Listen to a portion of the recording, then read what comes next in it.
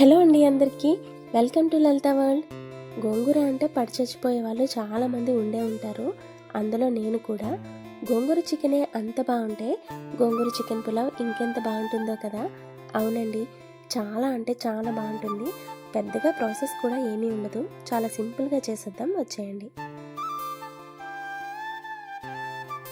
ముందుగా 1/2 kg రైస్ని wash చేసి అరగంట ముందు నానబెట్టుకోవాలి.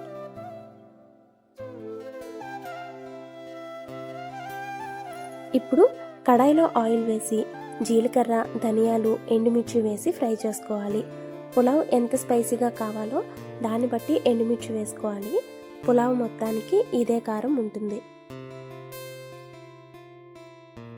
ఇలా వేగాక కడిగి పెట్టుకున్న గోంగూర వేసి నీళ్ళన్నీ ఇంకిపోయి దగ్గర పడే వరకు వేపుకుని మిక్సీ జార్లో వేసి ఈ విధంగా పేస్ట్ చేసి పక్కన పెట్టుకోవాలి.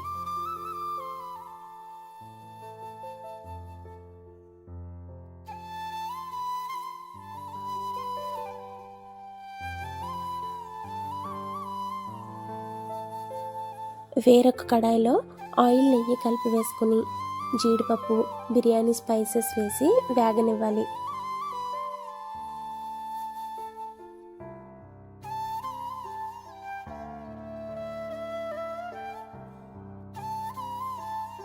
నేను టేస్ట్ కోసం చిన్న ఉల్లిపాయలు తీసుకున్నాను కాబట్టి కట్ చేయలేదు.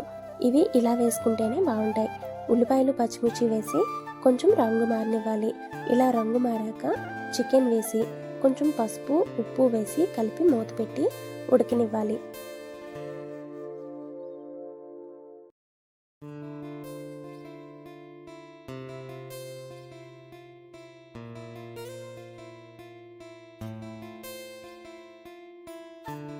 ఇలా కొంచెం నీరు దిగాక అల్లం వెల్లుల్లి పేస్ట్, గరం మసాలా, చికెన్ మసాలా, బిర్యానీ మసాలా వేసి ముక్కలకు పట్టేలా కలుపుకోవాలి.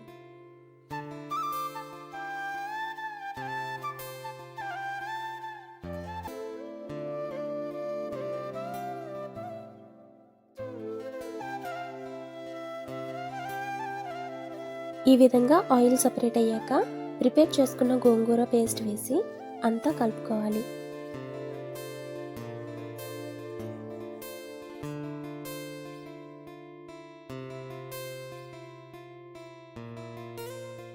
చికెన్ ముక్కలకి గోంగూర ఈ విధంగా పట్టాలి.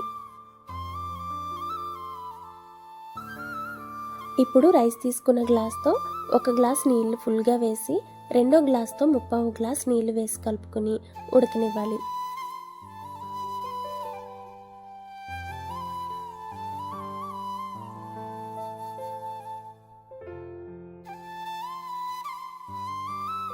ఇలా ఉడికినప్పుడు కడిగి పెట్టుకున్న రైస్ని నీళ్లు పడకుండా వేసుకోవాలి.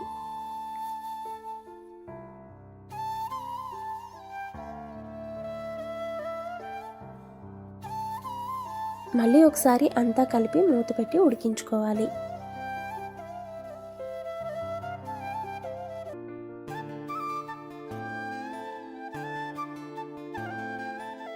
ఈ విధంగా దగ్గర పడ్డాక పైన కొంచెం కొత్తిమీర వేసి కంప్లీట్గా లో ఫ్లేమ్లో పెట్టి ఒక 5 నిమిషాల పాటు మూత పెట్టి కుక్ చేసుకోవాలి.